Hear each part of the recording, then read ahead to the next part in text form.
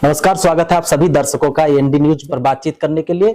गौतम बुद्ध नगर के लोकप्रिय सांसद डॉक्टर महेश शर्मा जी हमारे साथ में मौजूद हैं। इनसे सीधे बातचीत की शुरुआत करेंगे। पिछले वर्ष 2023 का वर्ष खासतौर पर नोएडा गौतम बुद्ध नगर के लिए बहुत ही उत्साहजनक रहा और जिन प्रोजेक्टों को हम जनवरी 2024 में पूरा करने जा रहे हैं उनके गति काम की माननीय प्रधानमंत्री जी के मार्गदर्शन में, माननीय मुख्यमंत्री जी के नेतृत्व में उन दोनों तीनों कामों को हम लोगों ने तेज गति देकर, जो हमारा टारगेट था कि फरवरी 2024 से पहले हम इन दोनों प्रोजेक्टों को पूरा करेंगे।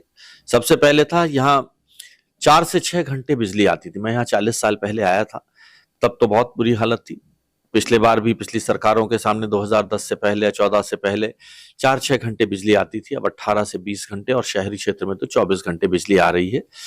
और अब जो कमी रह जाएगी, टीएचडीसी का खुर्जा पावर प्लांट जनवरी में कमीशन हो रहा है, जनवरी या फरवरी के बीच में। माननीय प्रधानमंत्री जी, मुख्यमंत्री जी जिसका शुभारंभ करने जा रहे हैं, वहां से पूरी तैयारियां हो चुकी हैं। जिस जेवर एयरपोर्ट ने अपने इस क्षेत्र का, इस गौतम बुद्ध नगर क्षेत्र का भाग्य बदला है।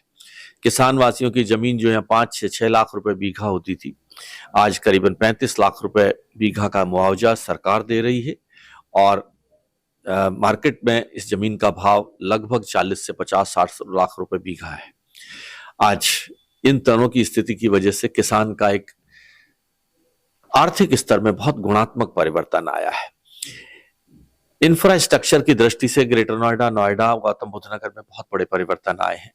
जहां यहाँ की सबसे बड़ी समस्या बिल्डर बायर की समस्या थी, माननीय प्रधानमंत्री जी के अनन्य सहयोगी अमिताभ कांत दास की समिति की जो सजेशंस थी, वो उत्तर प्रदेश सरकार शासन ने मांग ली है और उस मानने के कारण आज जो लोगों की रजिस्ट्रियां नहीं हो रही थी, जिनको पोजीशन नहीं मिल रहे थे, आज उन दोनों विषयों से हम मुक्त हो चुके हैं। अभी भी घोषित हो गया कि अगले 2 महीने के अंदर इन सभी की रजिस्ट्रियां हो जाएंगी। ये एक बहुत बड़ा है। बिल्डर्स को भी 0 पीरियड का फायदा दिया है। मेट्रो एक बहुत बड़ी समस्या थी। क्या जब भी ग्रेटर नोएडा वेस्ट की प्लानिंग की गई तो वहां इंफ्रास्ट्रक्चर की प्लानिंग सही ढंग से नहीं की गई। अब वहां रोड से लेकर, एलिवेटेड रोड से लेकर, मेट्रो से लेकर सभी सुविधाओं के साथ ग्रेटर नोएडा एक्सटेंशन और जेवर एयरपोर्ट का काम बहुत तेजी से चल रहा है। मुझे खुशी है ये बताते हुए कि इंफ्रास्ट्रक्चर की दृष्टि से, चाहे वो कूड़ा का निस्तारण हो, चाहे वो बोटेनिकल गार्डन हो, चाहे वो ओखला बर्ड सेंचुरी हो, इन सभी के कारण बहुत ही अच्छे काम कार्य हुए हैं। देखिए, 23 के मुकाबले 24 का वर्ष क्योंकि राष्ट्रीय चुनाव भी हैं, लोकसभा के चुनाव भी हैं, उस दृष्टि से और अभी हमारी पार्टी के ने 3 राज्यों में जो बहुत ही आशाजनक परिणाम आए हैं, उत्साहवर्धक परिणाम आए हैं, उनके कारण हमारे कार्यकर्ताओं का मन भी और देशवासियों का मन भी, राम मंदिर के 22 जनवरी को लोकार्पण होने जा रहा है, रामलला अपने घर में स्थापित होंगे, इसका एक खुशी का भाव, एक ऐसा उत्साह है सारे सनातन प्रेमियों में, देश में धर्म, जाति, बिरादरी की सीमाओं से छोड़कर लोगों के मन में एक भाव है कि 500 सालों से जिस हम संघर्ष को कर रहे थे, आखिर वो परिणति की तरफ माननीय प्रधानमंत्री नरेंद्र मोदी जी के नेतृत्व में पहुंचा और वहां पर हवाई अड्डा बना। सामाजिक समरसता का एक भाव पैदा हुआ कि हवाई अड्डे का नाम महर्षि वाल्मीकि के नाम पर रखा गया। तो कुछ ऐसे विषय उठाए गए हैं जिनके कारण पूरा देश एक सूत्र में बंधता हुआ नजर आ रहा है और नरेंद्र मोदी जी के नेतृत्व में आज पूरा देश एक साथ मिलकर जिस विकसित भारत का 2047 में हम जब आजादी के 100 साल मना रहे होंगे, उस सपना जब पूरा होता नजर आ रहा है। विकसित भारत की जो योजना सरकार ने पूरे देशवासियों के लिए चलाई है, सब सुविधाएं उनके डोर स्टेप पर, सभी अधिकारी, सभी लोग मिलकर द्वार पर पहुंच रहे हैं, गांव-गांव पहुंच रहे हैं। ये एक बहुत बड़ा शुरुआत है।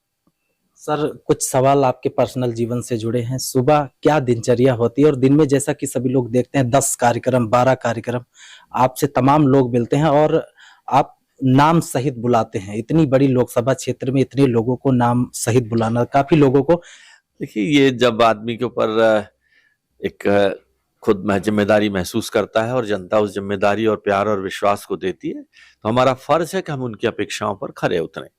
और मैं समझता हूं, मैं तो कर्जदार हूं अपने इस क्षेत्र की जनता का, जिन्होंने मुझे नरेंद्र मोदी जी जैसे प्रधानमंत्री के साथ मंत्री बनने का मौका दिया, सांसद बनाया, 2-2 बार विधायक बनाया, तो ये मेरा फर्ज है कि मैं उनकी अपेक्षाओं पर खरा उतरूं, उनके जो विषय हैं, जो उनकी समस्याएं हैं, उनका समाधान करूं। और ये सामान्य विषय है, लेकिन इसमें हमारे प्रेरणा स्रोत तो हमारे प्रधानमंत्री जी नरेंद्र मोदी जी हैं, जो स्वयं 16-18 घंटे रोज काम करते हैं। हमारे गृह मंत्री जी को मैंने देखा, वो भी 16-18 घंटे रोज काम करते हैं। तो उनके सामने तो हम बहुत मौन हैं और वो हमारे प्रेरणा स्रोत हैं।